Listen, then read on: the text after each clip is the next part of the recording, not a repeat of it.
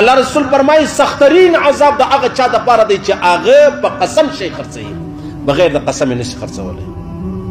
زموږ په بازار کې یو سړی له دې خبرو خالص ته زموږ خو اوس دا ګمان سو که ما دروغ نه وویل، ما دو نمبري نه وکړله، ما چل نه وکړي، 2 روپۍ پیدا م ولاکه کړم، 2 روپۍ پیدا م ولاکه کړم. او سړی بل درته ویل مولوي صاحب دا په دا ښار کې داسې مطلب غلا د پلانۍ نو چې زه م غلا نه کړي وکړم. ما ویل ګوره د هر سړي څه خپله پوښتنه کول کېږي، د هر سړي څه خپله پوښتنه کول کېږي. دا خو نه کېږي چې دوی غلا کوله ته مجبوره وې خامخا به دې کوله. له ما به زما پوښتنه کېږي، له تا به ستا پوښتنه کېږي. صحیح چلو. نو لہذا که تاسو کاروبار کوئ اول وار دا تورې پکې کښېږده، قسم مه اخله، قسم په ژوند مه اخله.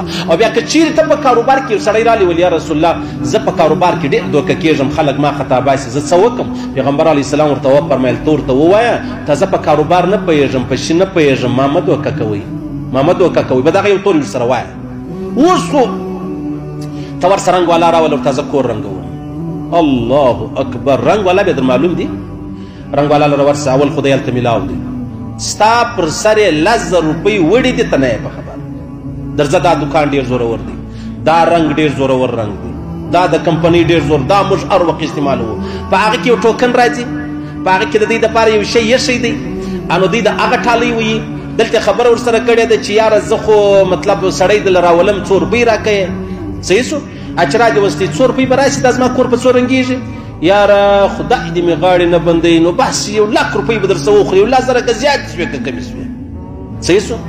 نو دا دې کار شروع سو، تا نو کور سره ټول کړي، تا نو بچیان واستول یو ځای، نو څو ورځې کې به یې وکړې انشاءالله، بس یا به 3 یا به 4 ورځې.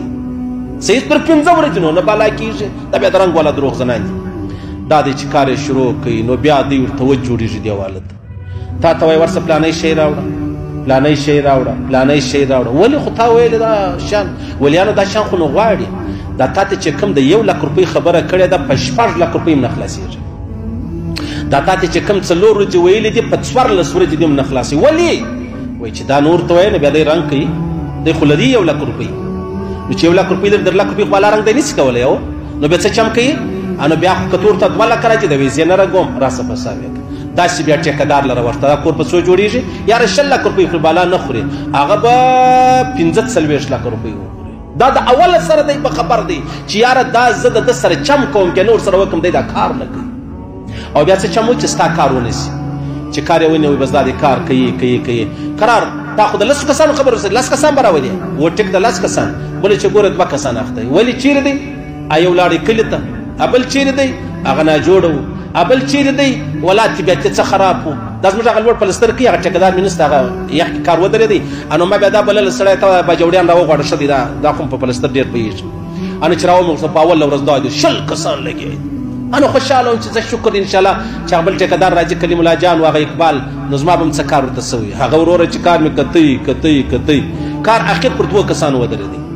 یوارې بیا هغه دیوال وکړئ، دا پرس بیا څنګه دیوال یې نه کوي، بیا به ولاړې هغه دیوال بیا وکړئ. بیا مې ورځ ورته مالته ته ولې کوئ دا څنګه کیسه ده؟ ولا بس ما څونه بد خلک یاست. بیا یې چیز کړي هغه هیډفون یې په غوږ کې ایښي FM اوري، صحیح ده، غزلې اوري، دا په مسجد کې. او وای یار بیا وایه ملایانو د جنازې لمونځ نه ورکوي، نو دا هم ډېر جنازې لمونځ نشته که دا رقم خلکو دپاره هېڅ جنازه منازه نه غواړي.